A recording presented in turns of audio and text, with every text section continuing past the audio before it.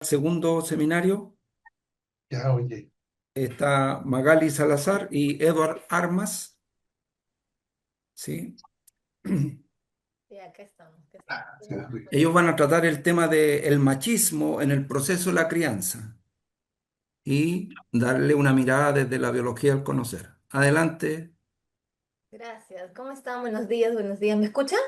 buen día, sí, todo bien. Ok, ya. ¿Cómo están? Muy buenos días con cada uno de ustedes. Bueno, con lo que estaba hablando, Esteban, me estaba acordando que esta humana fue criada por sus abuelos. Yo he sido criada por mis abuelitos, que no son mis abuelos, ¿no? Yo los considero como mis papás. Ahí me hizo acordar un poquito de eso.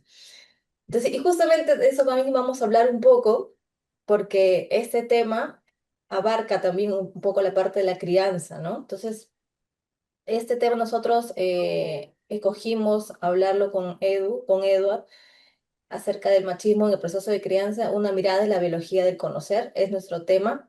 Y nosotros hicimos todo un trabajo que ahorita les vamos a ir explicando cómo lo llegamos a hacer, buscamos información y también llegamos a hacer una encuesta. Entonces ahí te les voy a explicar un poquito cómo hacemos, cómo lo hemos ido abarcando este tema para poder explicarlo y conocerlo un poquito más, darle una mirada desde la biología del conocer, ¿no? Porque si bien es cierto, todos sabemos un poquito de repente qué es el machismo, pero nosotros hemos querido darle una mirada desde la biología del conocer. Entonces, ¿qué es lo que hicimos nosotros? ¿Cómo empezamos ese trabajo? ¿Cómo nació toda esta idea? ¿No? Primero lo que hicimos fue buscar investigación, ¿no? Buscar bibliografías, ver videos referentes, ¿no? Al tema. Vimos algunas clases también, volvimos a revisar bibliografía que nosotros, de las clases de la biología del conocer, de algunos otros videos, ¿no? Entonces buscamos un poquito la información. Esa fue nuestra primera parte, ¿no? Nuestra ruta de trabajo empezó así, ¿no? Buscando un poco información, ¿no? Para ir captando todas las ideas. Luego de que teníamos ya esta información, nosotros decidimos hacer una encuesta. Hicimos una encuesta con preguntas abiertas para hombres, bueno, padres, madres, entre niños de 5 a 12 años, hicimos esa encuesta y la aplicamos, ¿no? Con preguntas abiertas, ¿no? Para que las familias puedan responder un poquito acerca de este fenómeno del machismo. Ahorita les voy a explicar un poquito más cuáles fueron las preguntas, ¿no?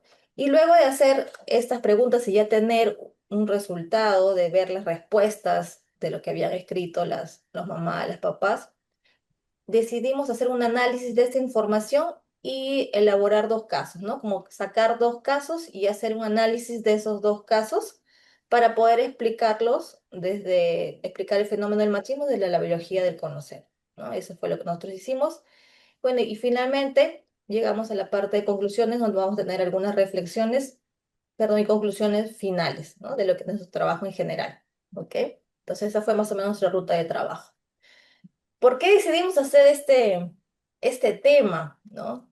Si bien es cierto, el machismo, bueno, es un fenómeno social que actualmente se sigue dando, viene de muchas épocas y sigue dándose totalmente, y se da bastante relevancia a este tema, especialmente en los países latinoamericanos, ¿no?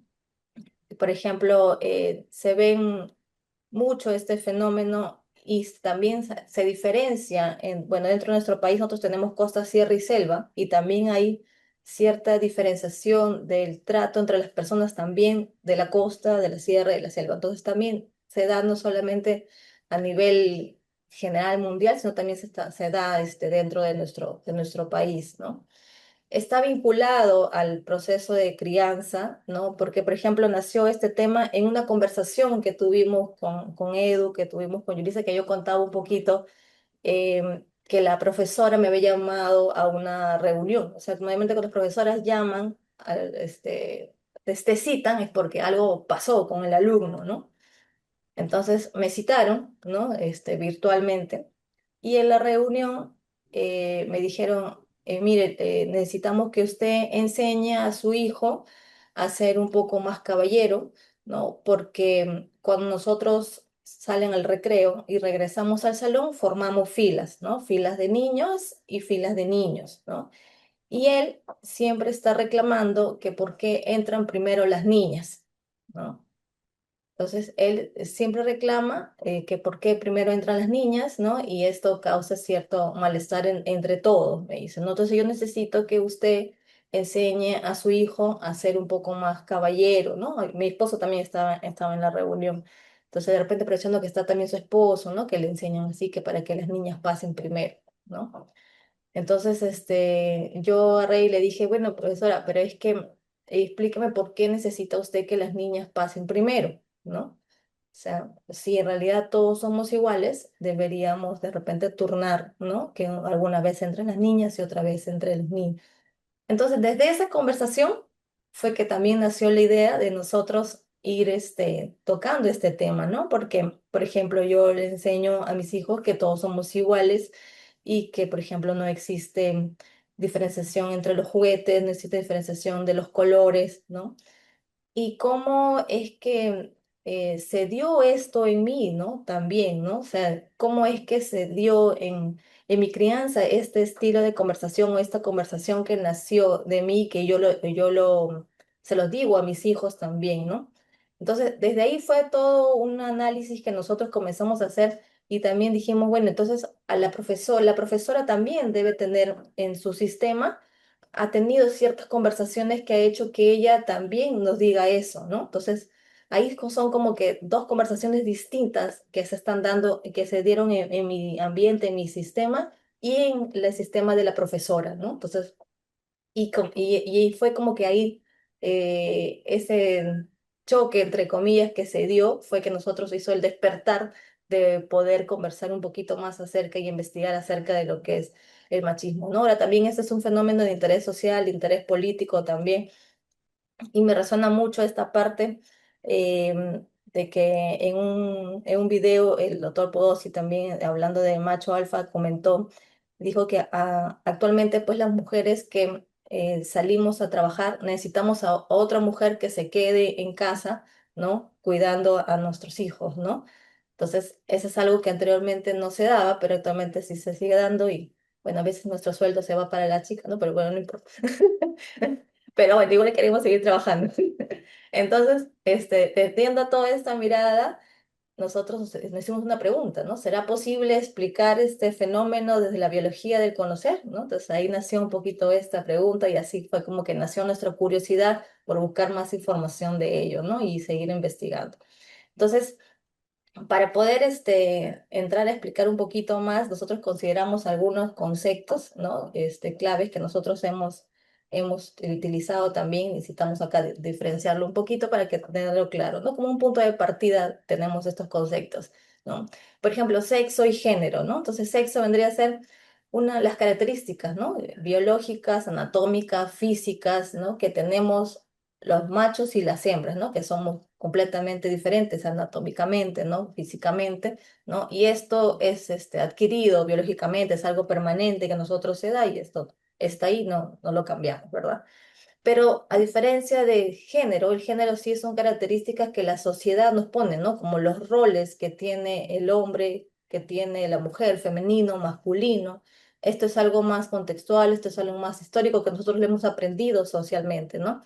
Pero esto sí puede ser variable, ¿no? Porque hay hombres que no se sienten con género masculino, sino de repente se sienten más femenino y viceversa, ¿no? Entonces esto por eso puede ser variable.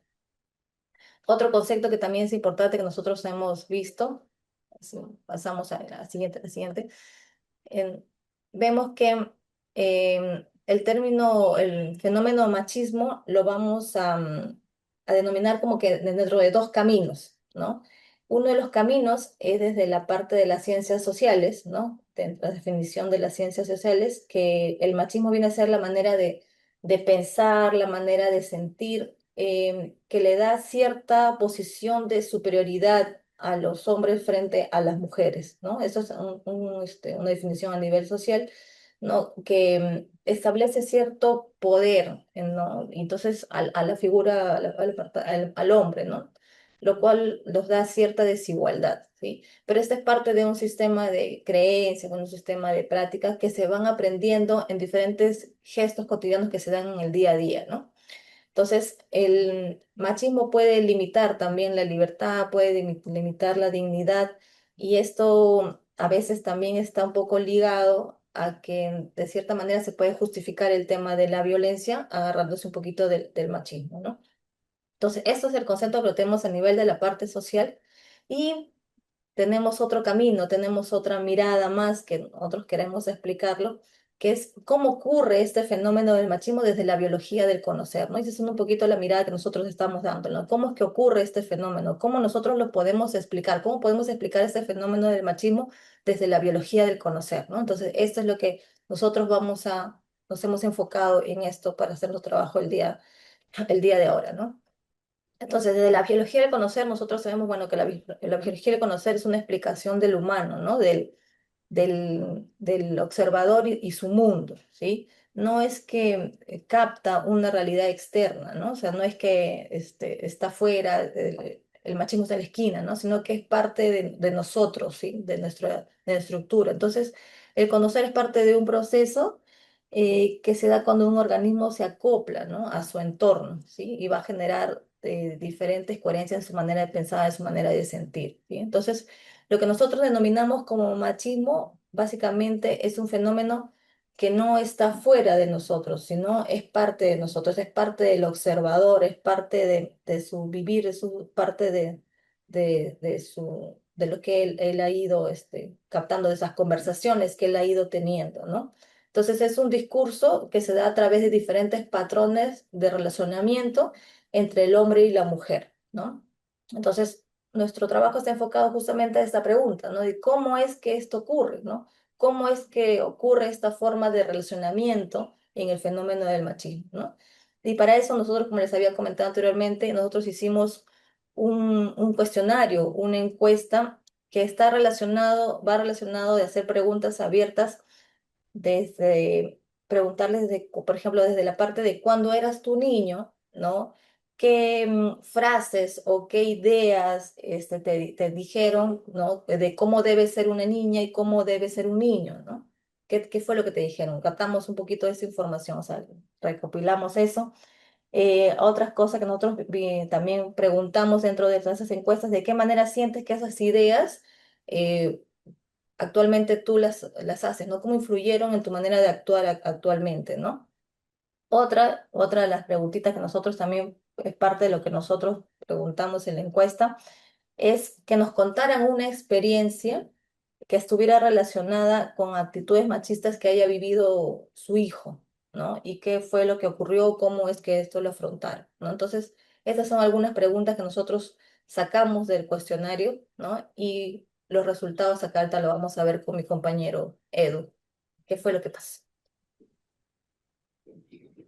Muy buenos días. Bueno, continuando con la exposición, a partir de la encuesta, nosotros reconstruimos dos casos, dos situaciones que los mismos encuestados denominaban como machistas, ¿no?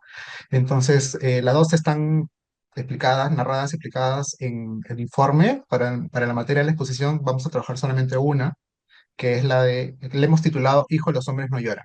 Entonces voy a pasar a explicar el caso para luego buscar mirarlo desde los lentes de la biología del conocer. ¿Ya? Tenemos el caso de un niño aproximadamente de 6 años de edad que forma parte de una familia conformado por papá, mamá, un hermano menor.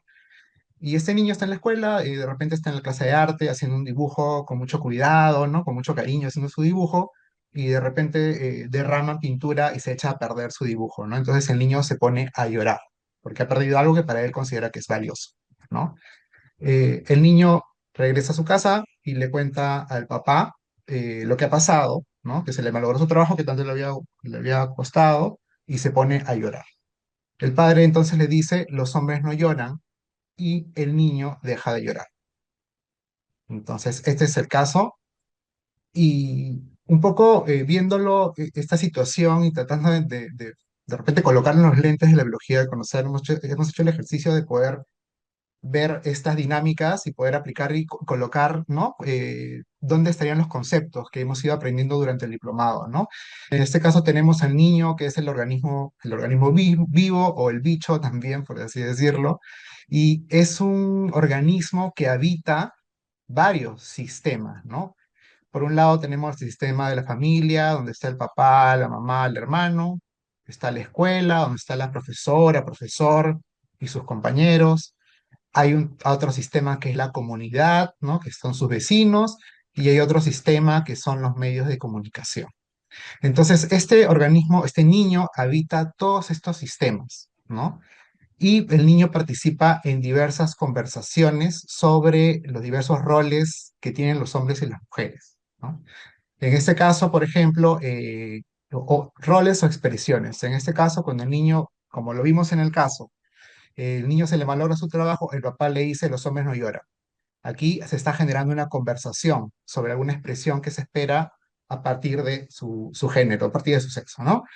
Entonces, ¿qué pasaría, por ejemplo, si esto hubiese ocurrido que se haya elaborado una conversación en la escuela, ¿no? De repente, al malograrse su trabajo, el niño llora y la profesora le podría decir, este, está bien que llores, los tantos niños como niñas podemos llorar. Aquí se genera otra conversación, ¿no? De repente le cuenta eso al día siguiente, lo que ha pasado a su vecino, a su mejor amigo del barrio, y el otro niño le dice, mi papá me ha dicho que solo los bebés pequeños lloran, los niños grandes no. Se genera otra conversación. Y de repente el niño prende la televisión y ve su programa favorito, donde hay un superhéroe, ¿no? De repente como un Superman, ¿no? Donde todo le pasa, no pierde a los papás, pierde sus poderes, pierde todo y nunca muestra vulnerabilidad, nunca muestra sus emociones, ¿no? O las emociones que lo hacen más vulnerable, ¿no? Entonces acá también hay un discurso, perdón, aquí también hay una conversación. Entonces, el niño opera en el lenguaje, ¿no? Y esas conversaciones son muy importantes porque sobre qué se está conversando con todos estos ejemplos que hemos ido explicando en familia, escuela, en el barrio, en los medios de comunicación, se van conversando sobre los roles esperados que hombres y mujeres podrían tener, ¿no? Los hombres no lloran, niños y niñas pueden llorar, solo los bebés pequeños lloran, ¿no?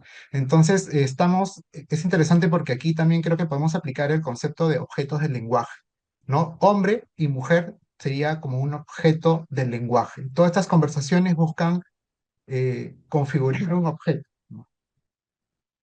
Luego, también tenemos algo muy interesante, ¿no? Que es la clausura operacional. Este niño va a reaccionar finalmente a partir de su propia estructura interna, de su propia deriva, es decir, desde las acciones que ha hecho en situaciones similares desde antes, su propio historial, ¿no? Y finalmente hay un acoplamiento estructural. Este niño eh, responde, se acopla a su medio, a su contexto, ¿no? Impactando también el contexto y también él también accionando, ¿no? En este caso concreto, el ejemplo es que el niño deja de llorar. Finalmente, eso es un acoplamiento estructural, ¿no? Eh, Hay otro ejemplo que hemos explicado en el informe que tiene que ver sobre lo relacionado que están cómo se relacionan las mujeres con las tareas domésticas, ¿no? Y podemos ver también que estos elementos también podemos aplicarlos para poder analizar, ¿no? Entonces, a partir de esta nueva mirada, ¿no? Podríamos plantearnos una explicación del machismo desde la biología del conocer, muy distinta a las primeras definiciones que trajimos de las ciencias sociales, ¿no? Desde la biología del conocer podemos ver que esta es una forma de relacionamiento, y es bien interesante porque aquí no estamos dándole una connotación negativa o positiva. Es una forma de relacionamiento. Es lo que es. Aprendido entre hombres y mujeres, ¿no? Responde a un patrón que ha sido conservando en la reiteración, ¿no? En la recursividad, en la coordinación de acciones, en la convivencia, ¿no? Esta forma de relacionamiento surge a partir del lenguaje que sostienen hombres y mujeres respecto a sus roles, las formas de tratarse, ¿no? Hombre y mujer, objetos del lenguaje. En la red de conversaciones se recursan también emociones y comportamientos y finalmente esta recursividad conforma una cultura, ¿no? Bien. También nosotros quisimos traer un poquito acá a la exposición y al trabajo em, aquellas transformaciones actuales de la convivencia humana, ¿no? Tocábamos un poquito el tema hace un momento de que hay algunas cosas que han ido cambiando con el transcurrir de los años, ¿no? Entonces, en las últimas décadas se ha ido viendo, se ha ido observando que ha habido ciertas transformaciones, ¿no? Que han modificado un poco la forma en que los niños y los niños puedan participar en la comunidad, participar en la escuela, ¿no? Por ejemplo, hace muchos años atrás, en la década más o menos del 70 hasta los 80, más o menos ha sido esto, que nos podemos acordar un poquito, que ha habido cambios en el entorno educativo. ¿Cómo así?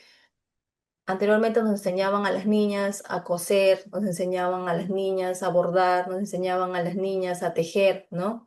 Es más, yo también, yo también me enseñaron en mi escuela mía a coser el punto arroz y no sé qué, ¿no? También a mí me enseñaron, ¿no? Eso. Pero los niños no estaban en esa clase, ¿no? Solamente estaban las niñas. Y los niños estaban en clase de carpintería, por ejemplo, ¿no? Entonces, los niños tenían otro tipo de enseñanza y las niñas teníamos otro, ¿no? Y esto ha cambiado actualmente con el transcurrir de los años, con las nuevas conversaciones que se han ido dando en los diferentes entornos a nivel familiar, a nivel educativo. Esto se ha ido transformando, ¿no? Y actualmente ya los niños y las niñas pueden tener cualquier tipo de taller, ¿no? O sea, actualmente escogen en qué taller que ellos quieren estar, ¿no? No es que le dicen las niñas a esto y los niños a otro, ¿no? Igualmente se ha visto que el tema de las responsabilidades a nivel en el entorno educativo, en el entorno familiar, también ha ido cambiando, ¿no? Porque antes a nosotros las niñas nos preparaban, ¿no? Para estar en casa y a los niños para estar fuera, ¿no? Que eran el sustento. Entonces, las niñas tenían que aprender a cocinar, las niñas tenían que lavar, planchar, ¿no? Y actualmente, como ya también hombres y mujeres han salido a la parte laboral, ambos, ¿no? Hacen las actividades, ¿no? Tanto de cocinar como de lavar, ¿no? Entonces, son responsabilidades que se han ido cambiando de manera equitativa, que se han ido dando, ¿sí? Y se observa que se ha ido dando en todo, a nivel mundial, este tema, ¿no? Y también hay un factor importante que se ha dado acá en Perú, no sé si se dará en otros países, pero nosotros tenemos nuestros nombres y tenemos el apellido paterno, ¿no? Y el apellido materno, ¿sí? Y eso aparece en nuestro DNI, nuestra identificación, ¿no? El apellido materno, perdón, el apellido paterno primero y luego el apellido materno, ¿no? Y actualmente ha habido un cambio en el ámbito legal del Perú desde el 2022, que ahora los papás en consenso pueden escoger qué apellido va primero en su DNI, ¿no? Si primero va el apellido paterno o primero va el apellido materno, ¿no? Entonces, esto ha sido un cambio reciente que se ha dado que anteriormente tampoco no se daba, ¿no? Otra cosa también que se ha dado y que también es un poco marcado es que anteriormente cuando tú te casabas, tú eras la señora de, ¿no? Que también figuraba en tu DNI, figuraba en tu firma, ¿no? Y era parte de lo que tenía que estar en tu DNI, ¿no? Tú te casabas y eras la señora, por ejemplo, mi esposo es León, ¿no? Entonces yo sería Magali Salazar de León, ¿no? Y entonces pierde mi apellido materno, ¿no? Y actualmente ya no es un tema obligatorio, ¿no? Eso es algún tema que nosotros podemos escoger si es que se da o no se da, ¿no? Entonces, nosotros queríamos visualizar un poquito esto porque si se dan nuevas conversaciones en la convivencia, esto se va transformando, ¿no? Y con el transcurrir de los años estamos visibilizando, estamos observando que esto se ha ido transformando, que esto ha ido cambiando, ¿no? Tanto en el entorno de la escuela y en el entorno social, ¿no? Esto ha ido cambiando. Entonces, las conversaciones tienen un poder, ¿sí? Que puede transformarse, ¿no? Entonces, queríamos visualizar un poquito eso también, ¿sí? Y finalmente Sí, tenemos nuestras conclusiones de de grupo. repente, Sí, sí, de repente solamente para acotar, en esta diapositiva estamos como un poco poniéndole foco a los cambios que ya se vienen dando. No necesariamente son cambios que proponemos, porque desde nosotros nos estamos situando desde la biología del conocer, entonces, eh, como vemos, estos cambios son nuevas conversaciones en la convivencia, ¿no? Es decir, estamos un poco, de repente traduciendo lo que vamos recogiendo, la información que tenemos a lo que estamos entendiendo por biología del conocer. Este, Acá, bueno, ya para ir cerrando, tenemos cuatro conclusiones. La primera sería que desde la biología, bueno, la biología de conocer nos permite observar este fenómeno, entre comillas, machismo, finalmente como un fenómeno relacional y desde el presente, ¿no? Desde la biología no se juzga si algo es bueno o malo, ¿no? No se juzga de criterios éticos, es decir, se separa en un área distinta a las ciencias sociales, sino que busca situarse en el presente y observar para poder entender y poder de qué trata, ¿no? Cómo funciona, ¿no? Cómo funciona, cómo opera, ¿no? Comprender cómo surge, cómo se mantiene en la convivencia, ¿no? Eh, Segunda conclusión, el machismo no es algo externo. Los comportamientos surgen desde el mismo sujeto en el convivir, ¿no? Es interesante esto porque el machismo desde esta mirada no es algo que sea externo, no es un ente abstracto, no es un enemigo, no es un monstruo al cual dominar o minimizar, ¿no? Sino que finalmente surgen desde los mismos sujetos, ¿no? Hombres y mujeres.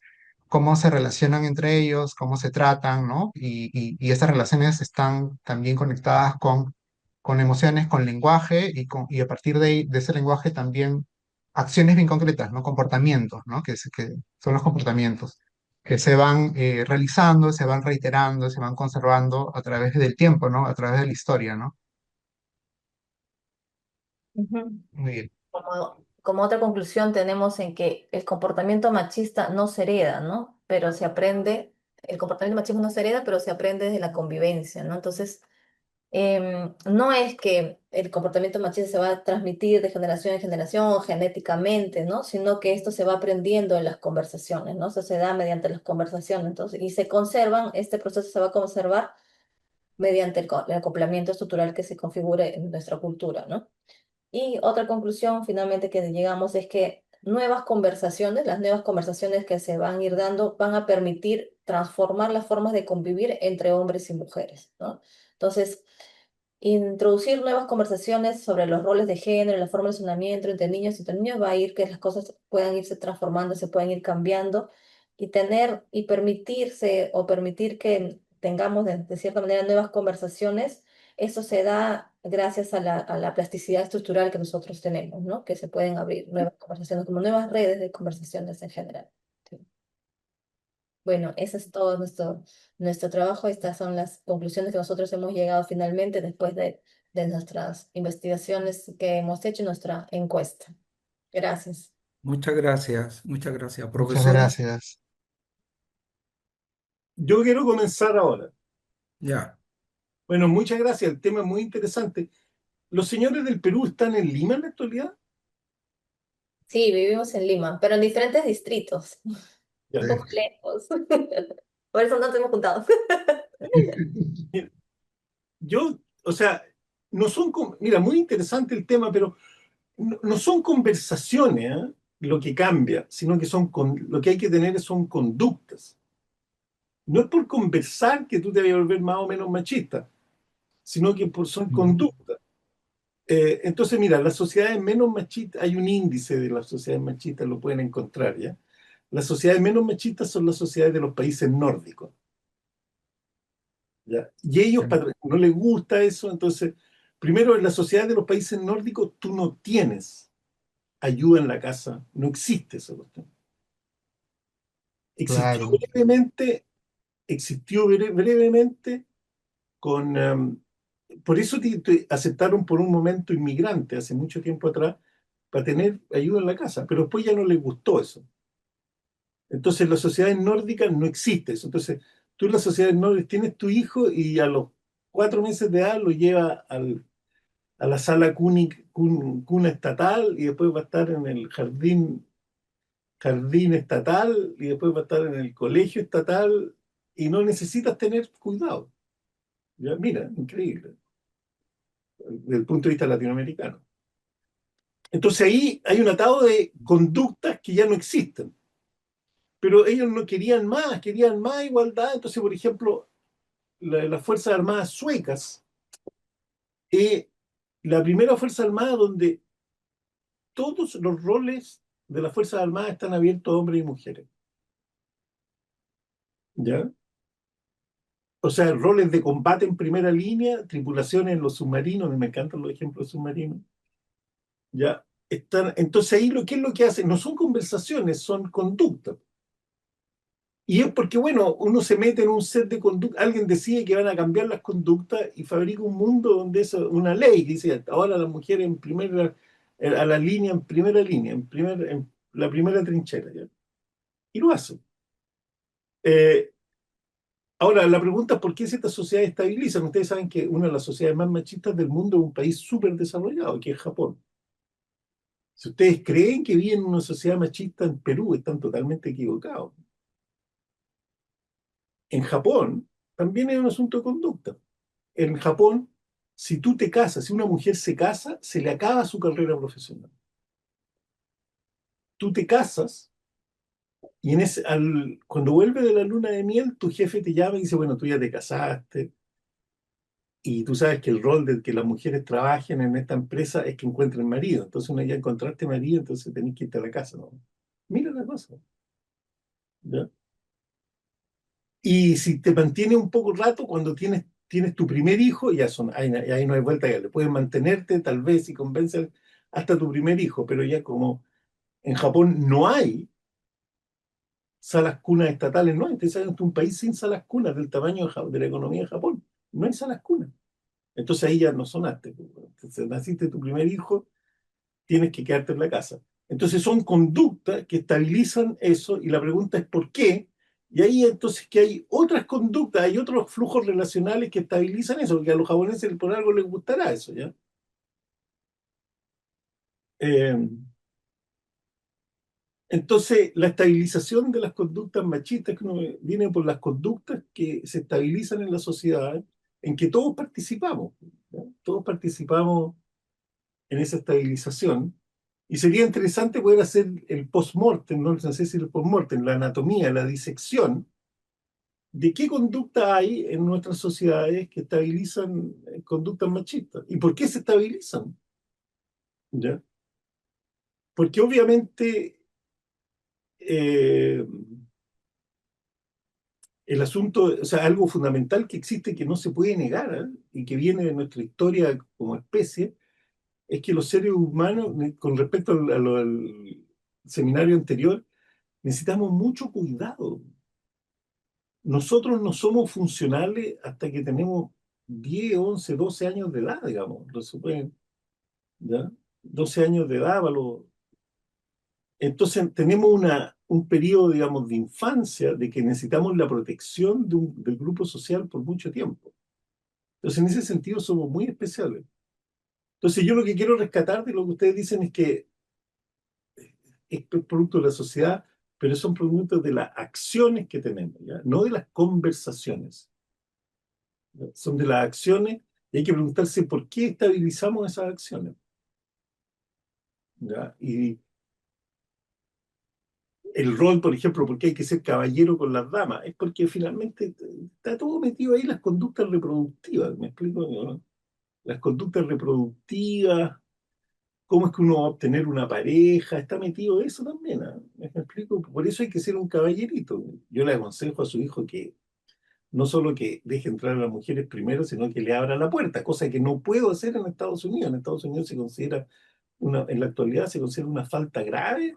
Si yo le abro la puerta a una mujer así en sentimiento, en lo que sería ser un caballero peruano como tiene que ser, pues, ¿ya? Se consideraría una falta grave.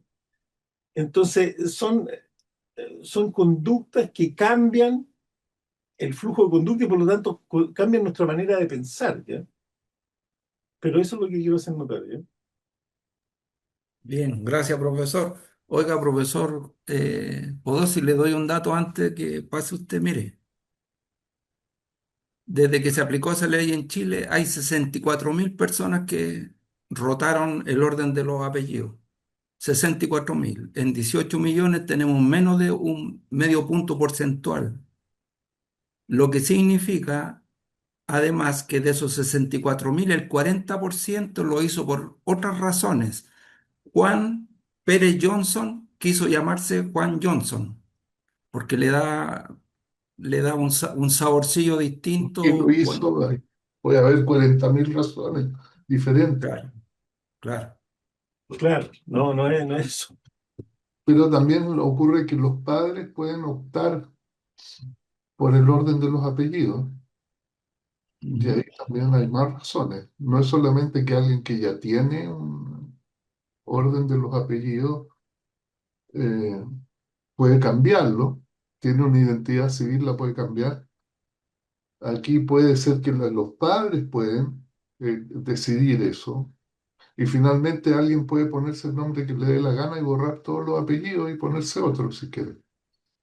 Todo eso está permitido en Chile, lo cual a mí me parece bien porque ¿por qué razón tendría que ser el criterio de los padres? ¿Y por qué el señor tendría que querer llevar los nombres de los padres obligatoriamente? También podrá que llevar el nombre que quiere, pues. Si es que estamos en eso, bueno, si la vamos a hacer, hagámosla bien, pues. Si lo que está en juego, pues, igual, por otro lado, otra cuestión tiene que ver con la herencia, pues.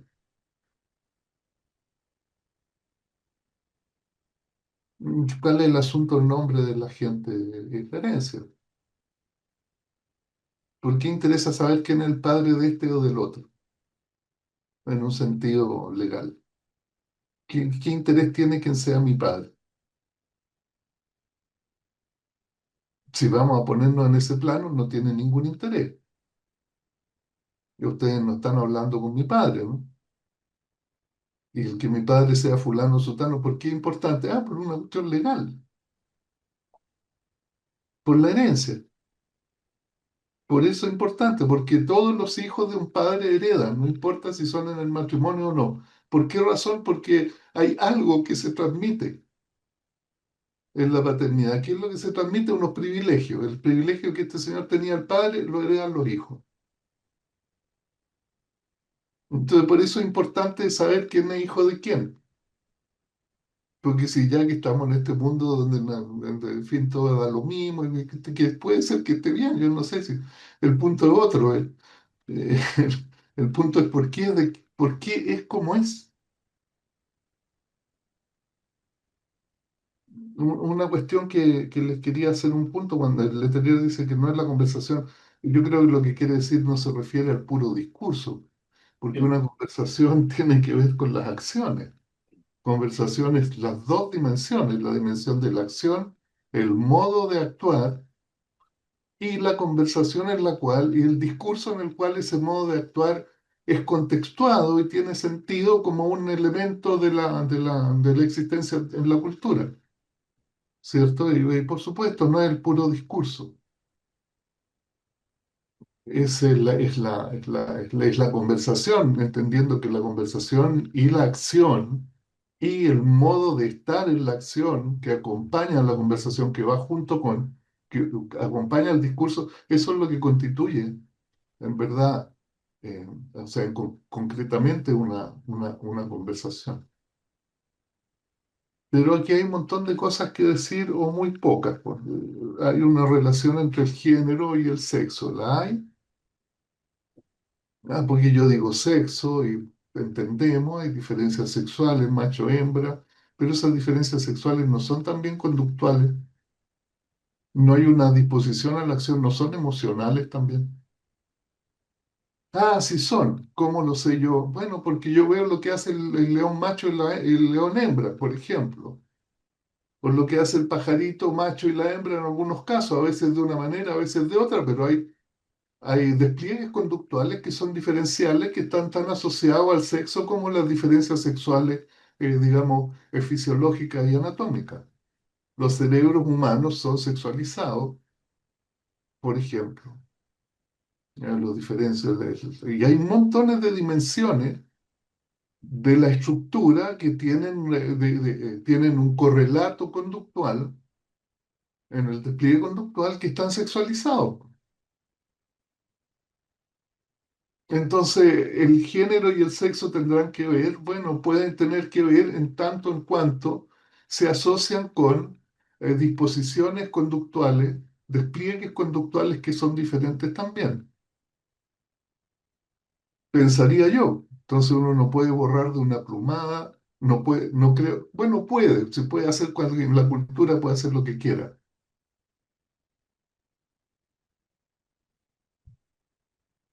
La segunda cosa es es lo que tiene que ver con la educación, ¿no? Se dice que la educación libera, pero ¿de qué libera la educación? Yo creo que al revés, que la educación restringe, Mauri.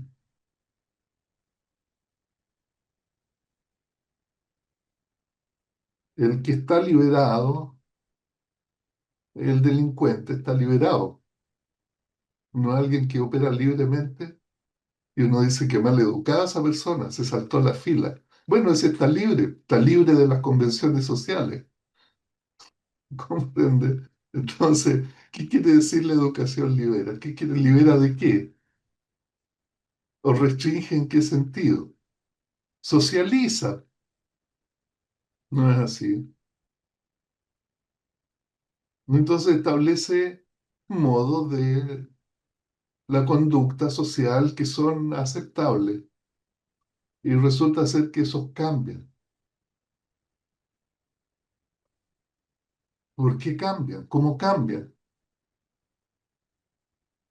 Ah, hay dimensiones de la estructura, digamos, hay modos de hacer que cambian, pues. Cuando cambia el aparato económico productivo, hay ciertos modos de hacer que desaparecen y otros modos de hacer que aparecen. Y como la gente vive en esta trama donde estos modos de hacer que aparecen y desaparecen según cambia el aparato socio, el aparato tecnoproductivo, también lleva asociado cambio en el aparato sociocultural y eso también lleva aparejado cambio en los roles. Entonces, ¿por qué de repente cambia? Claro, cambia porque el espacio de acciones también cambió. Entonces, los lugares que ocupan estos entes en la cultura cambian porque aparecen algunos lugares que antes no estaban y desaparecen otros que sí.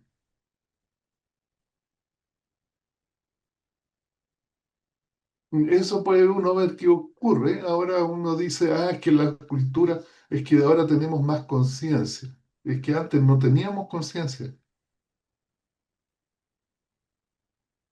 No, teníamos otra conciencia.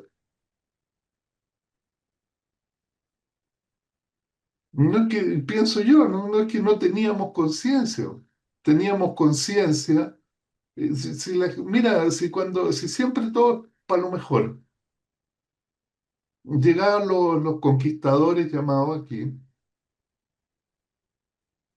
o los terratenientes rusos, mira, aquí tienes esta alma inculta, son para ti, tienes que cultivarla. Los mujik, las encomiendas de indios, todos estos indios tienes tú que cristianizarlos.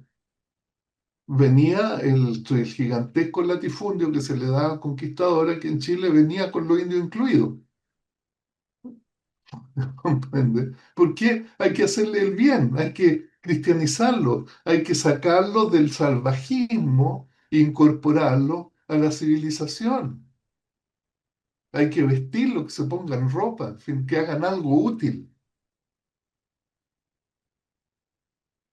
produzcan, produzcan al modo productivo que traía ese señor, la agricultura a gran escala, la minería, etcétera. Produzcan, hagan algo útil estos indios que están ahí de balde. Hay que darles algo.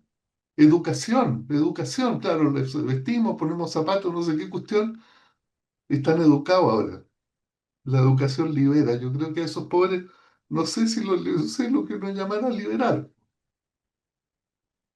Entonces, esos modos culturales no son compatibles, no son consistentes ni coherentes con el modo socioproductivo de este otro grupo. Pues entonces llega este grupo que trae su modo socioproductivo, su modo de realizarse, su cultura se impone aquí, toma a los otros que son como extraterrestres y los mete para acá y los culturiza.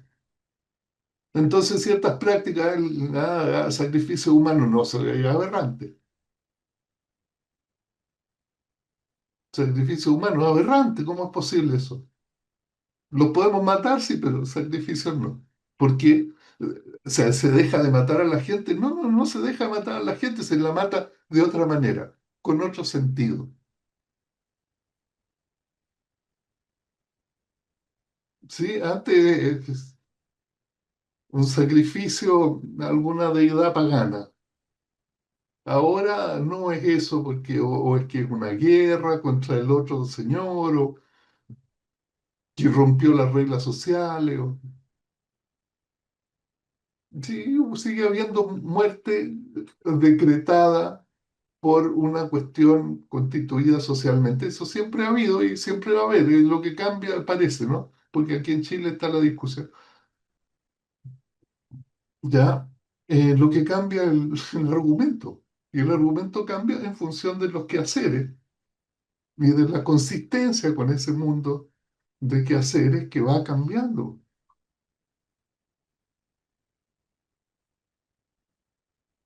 Las mujeres tienen que, las hembras amamantan de las hembras de los mamíferos, amamantan a las crías.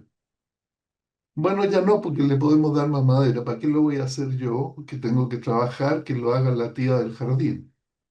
Curiosamente, casi siempre son mujeres las que crían, las que cuidan a las crías de otras mujeres. También hay hombres, pero es menos común. ¿Por qué es menos común eso? Ah, es que habrá una marca asociada a la cuestión sexual, pues. Uno no ve un jardín infantil de puro macho cuidando guagua. Eso sería bien woke, ¿no? Le No, gusta el eso sería. estudio. No, además que sería en la actualidad, yo creo que si lo tienes a las 2 semanas te llenan de policía, ¿no?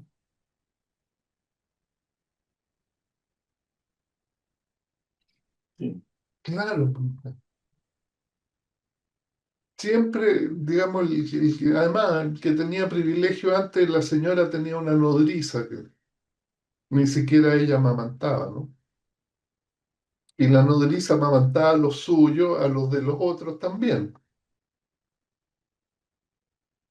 Entonces el jardín infantil no es que lo hayan inventado hace poco. ¿Por qué queremos eso? Porque es útil, es que es importante. Los niños tienen que estar bien cuidados porque así son productivos. Entonces, Yo, perdona, a ver qué es lo que opinas tú. Yo creo que como somos mamíferos, hay algo que el jardín infantil no da, que es el apego, weón. ¿Cachai? Que el cabro, como somos mamíferos, ¿cachai? ¿Qué es lo que le gusta al mamífero? el apego es ¿Cachai? súper difícil, además. Entonces, O sea, pues perdón, mira el gato, pues, si los gatos vienen, se me tiran encima, ya son grandes. En la mañana tengo que sacudírmelos porque los huevones quieren que uno le haga cariño, pues. sí, sí, el apego es una cuestión de los mamíferos súper potente. Entonces, el apego, Totalmente, pues. la única manera de construirlo es a través del contacto real, weón. Yo Ahí yo no. Mira, yo he tenido, he oído más de una historia de niños adoptados, maltratados tempranamente, digamos, abandonados tempranamente y adoptados en edades posteriores.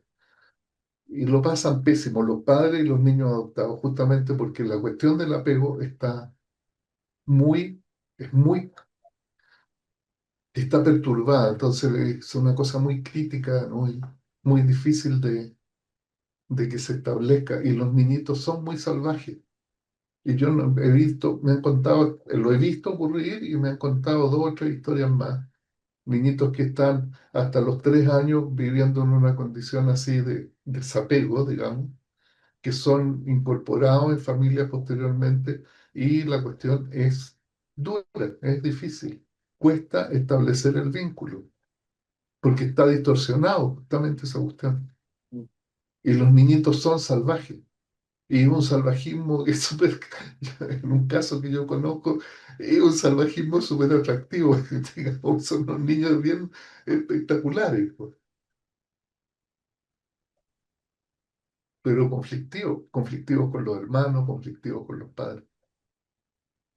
Claro, porque es lo que tú decís, porque la cuestión del apego está perturbada.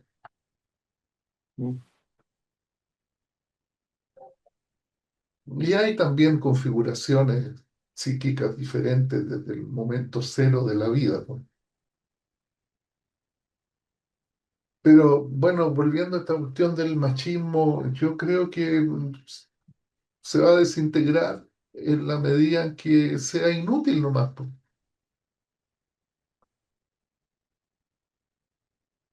Nos gusta que sea igual, uno se pregunta por qué queremos que sea todo igual. Yo no estoy cuestionando que alguien quiera que todo sea igual, ¿eh? Me pregunto por qué.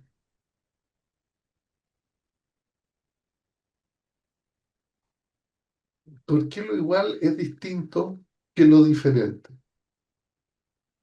¿Qué igualdad? ¿Qué quiere decir igualdad? Igualdad social quiere decir que todos tengan los mismos privilegios, que nadie tenga privilegio. ¿Qué es lo que quiere decir? ¿Qué se le quita y qué se le da? Es que a mí me quitan y a él le dan. ¿Es eso? ¿Qué quiere decir igualdad? Es difícil responder, ¿no? Yo imagino que el mundo igual, digo, donde todo sea igual sería, pero de lo más fome, de lo más aburrido, poco interesante, entre otras cosas. ¿Sí? Imagínense que la comida chilena fuera igual que la comida peruana. ¿Cómo sufrirían ustedes? O fuera el promedio. ¿Cachai? O fuera el promedio, claro. No, eso sería terrible, güey. Es terrible, porque, digamos, en un sentido es inevitable, porque hay esta extensión horizontal de la cultura que es imparable, porque a la cual uno asiste de este Chile nuestro de ahora, es muy distinto al Chile donde nosotros crecimos, que era una especie de isla cultural. Ahora resulta ser que uno encuentra el bar de Madrid en 25 lugares en Santiago, donde venden tapas. El concepto tapas, hace 5 años atrás no iba a encontrar en ninguna parte del universo en Chile un negocio que dijera tapas, a no ser que fuera en el círculo español, qué sé yo.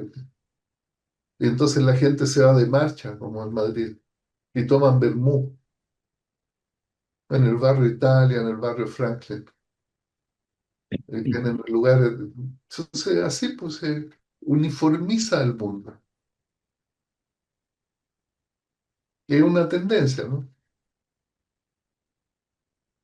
El mundo se hace irreconocible. Hacemos un edificio en la mitad de Santiago, en el lugar más caro, donde el bien raíz es más caro, y adentro, así que hacemos imitar un mercado industrial.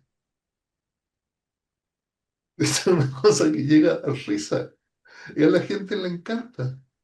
La esquina más cara de Santiago, un edificio de 10 o 15 pisos, que uno entra y tiene el aspecto de un galpón donde se hacía alguna cosa como un matadero o algo por el estilo, industrial, en un mercado de estilo industrial, y ahí instalado, pero todo no hay mugre, no está sucio, ¿ya? Está limpiecito. Bueno, y la gente feliz con esa cuestión, está lleno. Son los modos de la cultura, pues se instalan.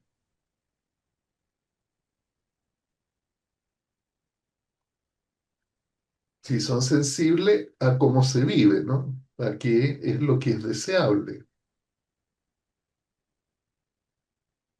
Desapareció el pueblo, ya nadie habla del pueblo, se habla de los consumidores. Y uno dice, yo consumo cultura, yo consumo mucha cultura, dice la gente. Consumo literatura, no es que uno lea, sino que consume literatura. Claro, porque hay que consumir, esa es la cosa, ¿no?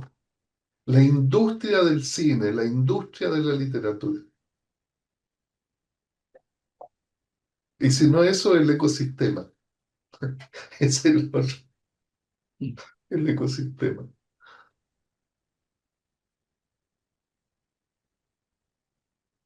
Son los cambios culturales, ¿no? El machismo o feminismo, esta cuestión, viene con eso, ¿no?